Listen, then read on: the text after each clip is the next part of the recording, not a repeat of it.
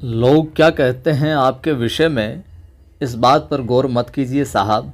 आपका विवेक क्या कहता है आपके विषय में, आपकी क्षमताओं के बारे में, उस पर गौर कीजिए और अपने लक्ष्य को समर्पित हो जाइए। नमस्कार, जय हिंद। मैं हूं आपका दोस्त कवि आदि गणेश।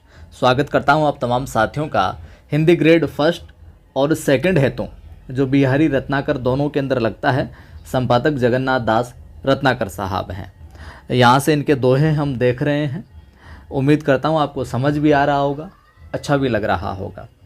जो नए साथी हैं वो चैनल को सब्सक्राइब कर बेल आइकन क्लिक कर लें, ऑल नोटिफिकेशन पर क्लिक कर लें, ताकि हर वीडियो की सूचना आपको मिलती रहे। अब आपको क्या करना है, वीडियो को लाइक कर दीजिए। आप अभी भूल जाते हैं लाइक करना।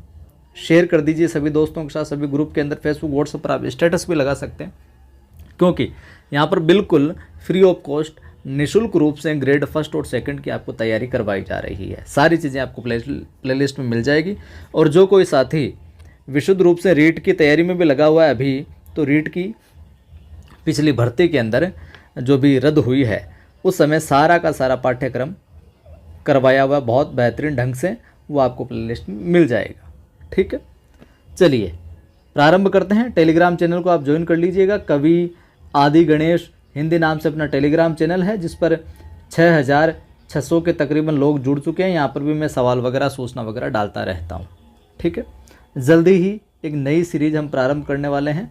और चलो मैं बता ही देता हूँ, आप बताना, सुझाव देना, कमेंट करना जो चाहते हैं। मैं ऐसा सोच रहा हूँ कि हिंदी साहित्य इतिहास थोड़ा सा आपकी बार विस्तृत आएगा दोनों के अंदर।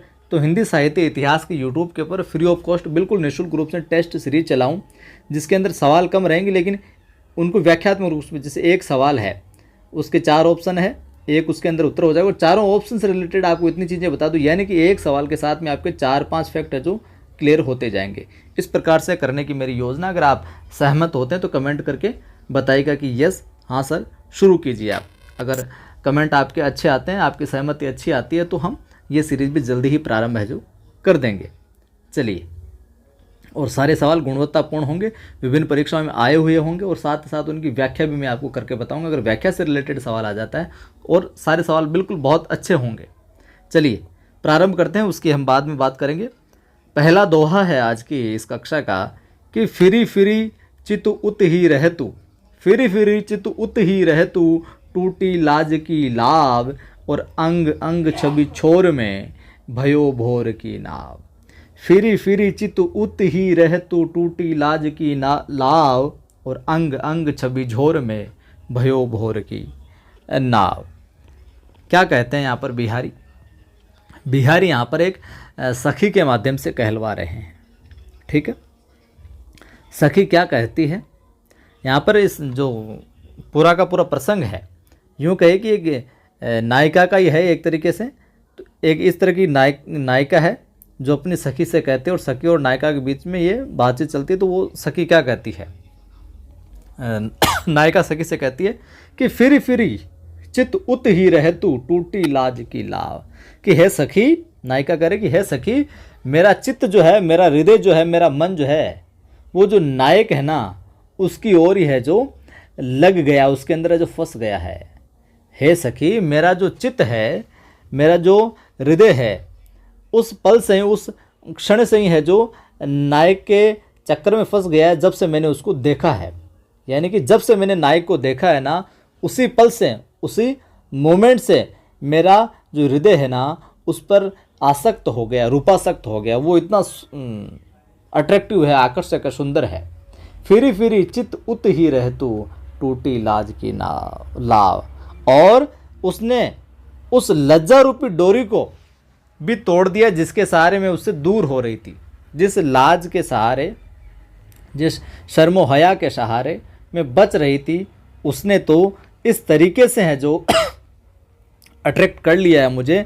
मैं उसकी इस तरीके से रूपाशक्त हो गई हूँ कि जो लाज रूपी डोर थी ना, टूटी लाज की लाव, जो लाज रूपी डोर थी ना, वो भी है जो टूट गई है। ठीक है, मतलब कि मैं उस अपने मन को उससे पास से हटाती थी लज्जा रूपी डोरी के कारण, लेकिन अब तो वो भी टूट गई है।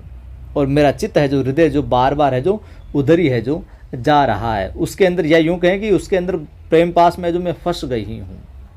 अब वो किस प्रकार से, अंग अंग छवि झोर में भयो भोर की नाव। और अब ये चित्त जो है, अब ये जो चित्त जो है नायक के अंग प्रत्यंग की छवि को देखकर उसके अंदर पूरी तरीके से इस प्रकार से फंस गया है, जिस प्रकार भयो भोर की नाव, जिस प्रकार जो कोई नाव जो किनारे से बांधने वाली जो रस्सी होती है उसके टूट जाने पर है जो भंवर में है जो फंस कर रह जाती है, उस प्रकार से है जो मेरा हृदय है जो उसके अंदर फंस गया है। यानी कि हम यूं कह सकते हैं कि जिस प्रकार भंवर में कोई नाव है जो फंस जाती है और वो घूम घूम कर वापस है जो भंवर के अंदर ही है जो लौट कर है जो आती रहती है फंसने के बाद में, तो उसी प्रकार मेरा चित्त है जो केवल नायक की ओर ये जो बार बार जा रहा है, फिरी फिरी पुनः पुनः बार बार है जो उसी के अंदर है जो जा रहा है, उसी का इसे ध्यान आ रहा है, स्मरण हो रहा है। क्योंकि अब तो मेरे जो चित्त को जो भंवर से बाहर निकालने वाले नार, यहाँ पर डोर कौन सी थी, लज्जा रूपी रस्सी थी, वो तो टूट चुकी है, लाज शर्म तो टूट चुकी है बिल्कुल। यानी कि मैं उस प्रेमी के, उस प्रिय के सौंदर्य में डूब चुकी हूँ इतना कि अब मुझे लोक लाज मर्यादा के अब यह जो भय नहीं रहा है। ठीक, चलिए अगला दोहा देखिए। नी की दई अनाकनी फी की परी गुहारी, और तजो मनो तारन बिरदु बारक बारन उतारी। ये दोहा आपको पता होगा, बहुत बार है जो पूछा गया है, बहुत बार परीक्षा में सवाल भी आया है इससे, तो आपको इसके बारे में तो पता होगा कि नी की दई अनाकनी फी की परी गुहारी, और तजो मनो तारन बिरदु बारक बारन उतारी। अनाकनी, दई अनाकनी यानी आनाकानी कर दी, दई आनाकानी नहीं, आनाकानी कर दी, आनाकानी करते हैं सुनी अनसुनी के बेजा आनाकानी कर रहे तो यानी सुनी अनसुनी करना, सुनी अनसुनी कर दी, इस प्रकार से हम ले सकते हैं। ठीक है, या यूँ कहीं कान बंद कर लिया गया तो सुना ही को नहीं। गुहारी, गुहारी यानी कह सकते हैं क्या, पुकार, गुहार लगाना, पुकार, प्रार्थना कह सकते। तारन बिरदु, ये जो आयन तारन बिरदु, ध्यान रखिएगा इसका अर्थ भव सागर से उबारने का यश या तारने की बड़ाई। भव सागर से तारने का काम भी कर सकते हैं, तारने का यश भी कर सकते हैं। ठीक है, और बारनु, बारनु यहां पर आया है, यहां पर आया है हाथी के लिए। ठीक है, बारक यानी एक बार, बारनु यानी हाथी। नी की दई अनाकनी फी की परी गुहारी, तजो मनो तारन बिरदु बारक बारनु तारी। देखिए साहब, तो इस दोहे के अंदर क्या है, एक तरीके से बिहारी साहब ने क्या भगवान को प्रार्थना नहीं सुनने के लिए, आनाकानी करने के लिए क्या दिया, उपालंब दिया एक तरीके से। तो कवि क्या कहता है कि नी की दई अनाकनी फी की परी गुहारी, कि हे प्रभु आपने तो अच्छी आनाकानी की है, यानी कि खूब टाल मटोल की, मेरी बात को सुना अनसुना कर दिया, यानी कान बंद कर लिए आपने तो, नेकी यानी अच्छी भलाई काम किया आपने तो। ठीक है, फी की परी गुहारी, कि मेरी प्रार्थना जो थी उसकी खूब टाल मटोल किया है, और मेरी जो पुकार है बार बार मैं पुकार करता रहा, लेकिन वो क्या है, फीकी पड़ गई, आपने तो कान ही बंद कर लिए, अनसुना कर दिया। नी की दई अनाकानी, आपने तो आनाकानी करके ठीक ही किया, भलाई काम किया, आनाकानी कर दी, अच्छी है बात। ठीक है, मतलब उपालंब दे रहे हैं, एक तरीके तंज सा कस रहे हैं, फी की परी गुहारी। मेरी तो अब तो पुकार करने की जो बार बार पुकार करते करते फिर तो पुकार ये जो फीकी पड़ गई है, गुहारी फीकी पड़ गई है। अब तो ऐसा लगता है क्या, तजो तजो मनो तारन बिरदु बारक बारन उतारी। अब तो ऐसा लगता है आपने एक बार हाथी गजेंद्र को उसके ग्राह के फंदे से एक बार तजो मनो तारन बिरदु बारक बारन उतारी, कि अब तो एक बार हाथी को तार कर, आपने एक बार हाथी को तारा था, तो अब तो उस तारने वाला जो यश है उसको आपने क्या छोड़ दिया, तारने वाला काम तो अब छोड़ दिया आपने। क्या कहते हैं यहाँ पर, कि हाथी को ग्राह के फंदे से छुड़ाकर उसका उद्धार किया था आपने, और तो अब तो आपने उद्धार करने वाला जो विरध है जो छोड़ दिया है, जो यश जो छोड़ दिया, वो काम जो छोड़ दिया है। यानी कि बारक बार नु तारी, एक बार हाथी को तार कर आपने अब किसी को भी न तारने का क्या है, सौगंध ले लिया, निश्चय है जो कर लिया है आपने, तो जैसे कि काम में छोड़ दिया। यानी कि आपने तो दिनों की जो कातर प्रार्थना है अब है जो वो सुननी है, जो आपने छोड़ दिया। से लगता है कि वो तो अब फीकी है आपके समक्ष। ठीक है, ये हो गया। अब यहाँ से देखिए, आपको पूछा जा सकता है दही अनाकन यानी सुनियन सुनी करना, यहाँ पर किसको उबारने की बात हो रही है, तो भगवान ने हाथी को उबारा है। ये सवाल, ये दोहा है जो कई बार पूछा गया है। अगला देखिए, चितई ललचो है चखनु डटी घूंघट पट माँ है। चितई ललचो है चखनु डटी घूंघट पट माँ है, और छल सो चली छुआई कई छिनकू छबीली छा है। और इनसे जो बनने वाले सवाल है आगामी समय में सवालों के रूप में इनसे बिहारी रत्नाकर से, कबीर ग्रंथावली से जितने भी सवाल बन सकते हैं, किस प्रकार क्या वो आपके समक्ष है जो प्रस्तुत किए जाएंगे, लाए जाएंगे। चितई ललचो है चखनु डटी घूंघट पट माँ है, चल सो चली छुआए के छिनकू छबीली चाह है। यहाँ पर नायक क्या कह रहा है कि नायिका ने क्या किया, घूंघट में से ललचाई हुई आंखों से देखा और देखकर निर्निमेष दृष्टि से जो देख लिया। चितई ललचो है चखनु डटी घूंघट पटमाम, कि यानी कि आज की भाषा में कहूँ कि तो आंखों ही आंखों में है जो प्यार हो गया। यूँ कहें कि नज़रें मिलकर आंखें जो चार हो गई है।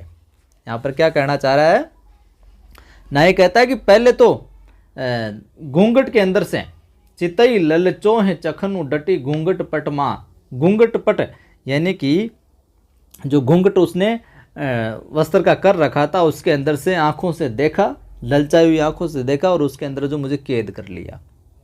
यानी घूंघट के पट में, पट के अंदर से एक तरीके से स्थिर होकर आंखों ही आंखों में आंखों से आंखें मिलाकर मुझे ललचाए नेत्रों से जो देखा।